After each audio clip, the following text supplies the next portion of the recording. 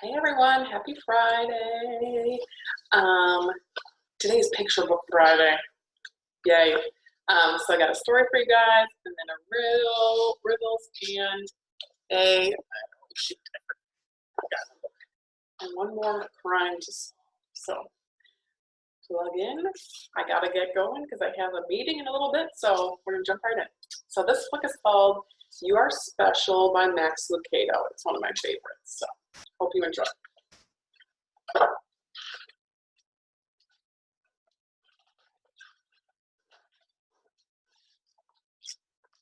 I look like the librarian. The Wimmicks were small wooden people. All the wooden people were carved by a woodworker named Eli, whose woodshop sat on a hill overlooking their village.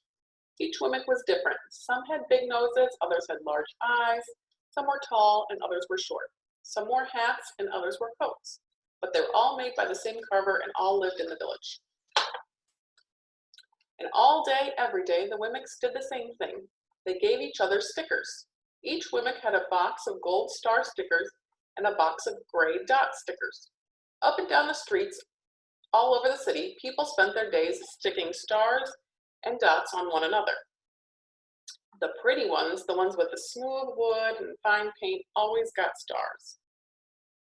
But if the wood was rough and the paint got chipped, the Wimmicks gave dots.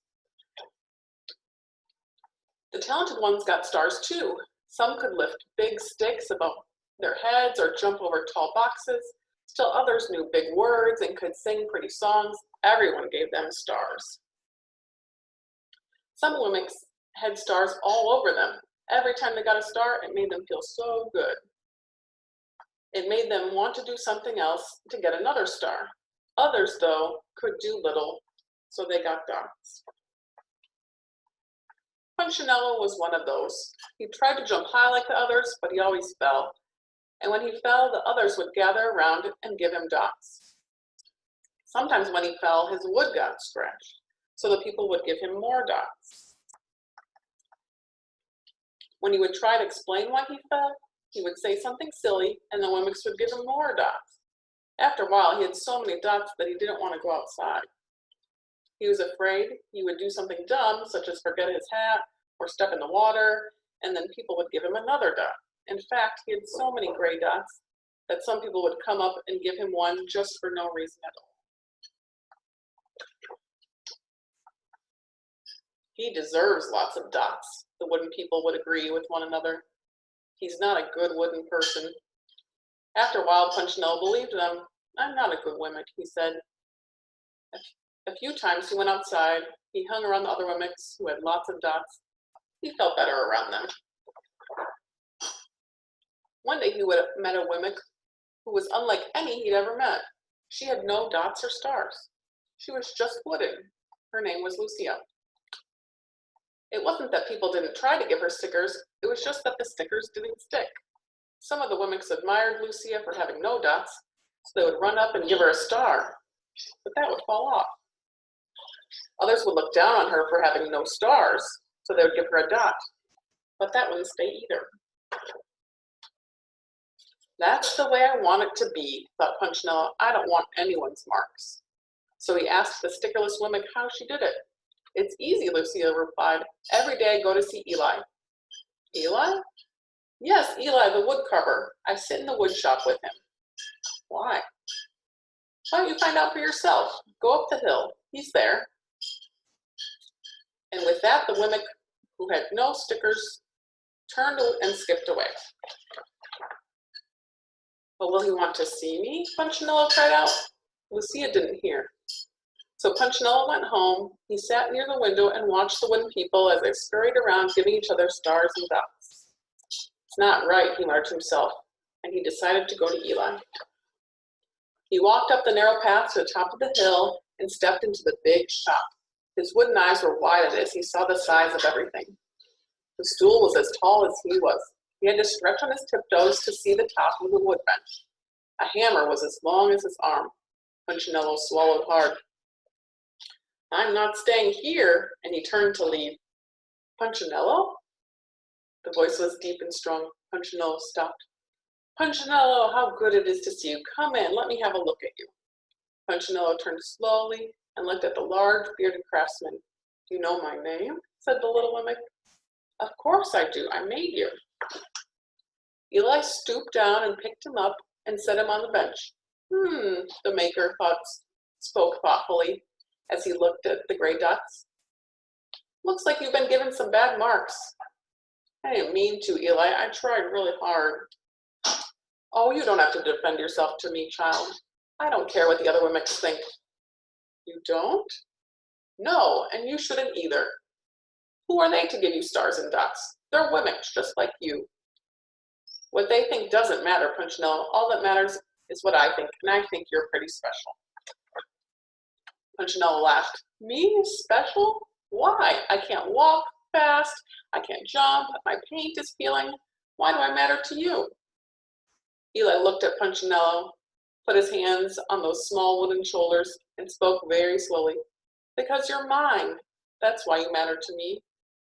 Punchinello had never had anyone look at him like this, much less his maker. He didn't know what to say.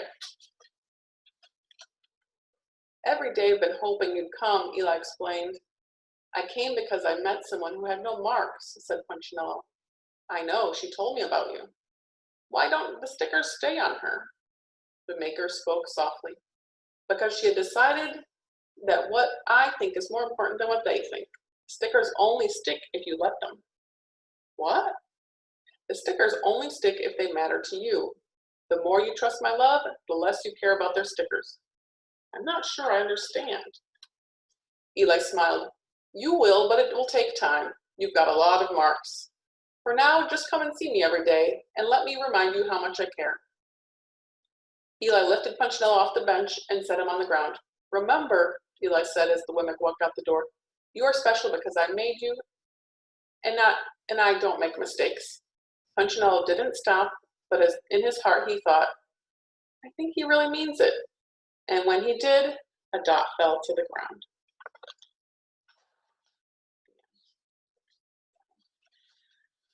I just love that book. It's just kind of encouraging. Think about like everyone has a purpose, and when you have like people are saying things to you, I mean, they hurt and they, or they can be encouraging, but really think about what truly matters to you, and yeah, that's the truth. So let's do no. Riddles first, then the mystery. Okay, I got two here. What goes in one ear and out the other?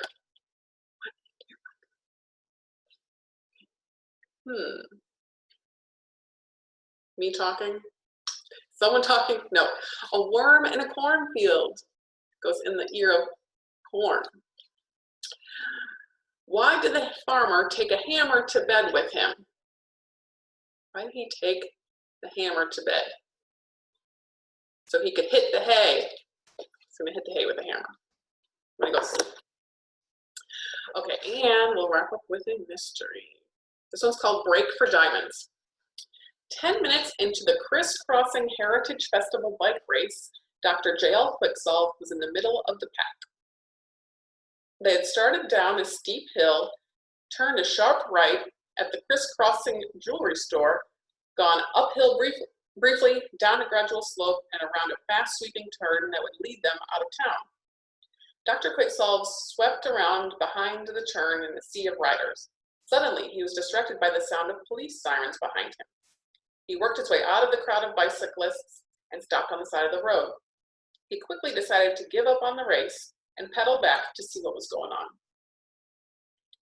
As he returned to the curve he'd rounded minutes before, he saw that there'd been an accident.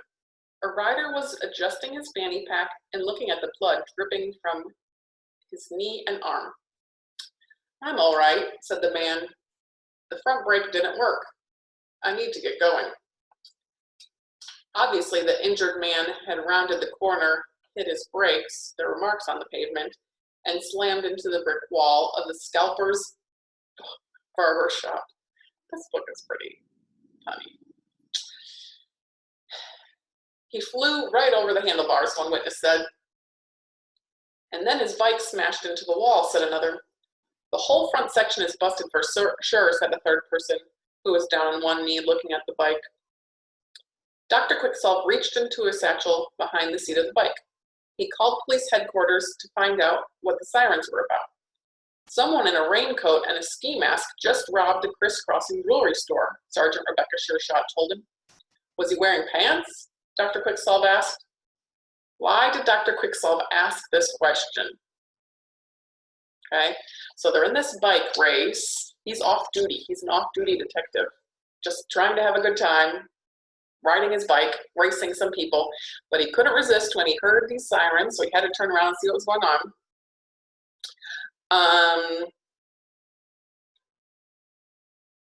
The rider had a fanny pack and he had blood dripping from his knee and arm. He said the brakes didn't work, but there were still marks on the pavement. And he slammed into the brick wall at the barber shop. He said he flew over the handlebars. The bike was smashed.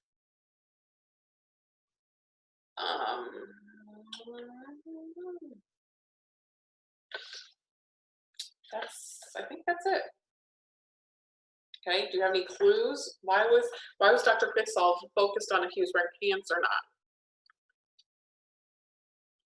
Any guesses? Or why does he? Well, how is he going to solve this one? What's he going to do? Okay, so the solution is Dr. Quicksolve suspected that one of the racers had robbed the bank during the excitement of the race, wearing a raincoat to cover his riding outfit, and planned to slip back into the race without being seen. Then he had used the race as a cover. Because he was wearing shorts, his bare legs must have been showing under the raincoat. In fact, Dr. Quicksolve suspected the injured man of having a fanny pack full of jewels. The injured man didn't seem to be able to ride a bike very well. To fly over the handlebars before hitting the wall, as a witness described, would almost surely require the rider to hit the front brake, which was supposedly broken. An experienced rider who belonged in the race wouldn't have done that. So they're thinking that this guy, who's just some innocent rider that happened to crash, probably stole these jewels and tried to sneak in with the bike riders. And yeah, I guess it makes sense. So there's Dr. Quicksolve, his big mustache, riding a bike. All right, guys, have a good weekend. See you next week. Only 4 days of school, so hopefully you're gonna get yourself in a good spot to be able to finish well before you can really just enjoy no school at all, okay? All right, talk to you later.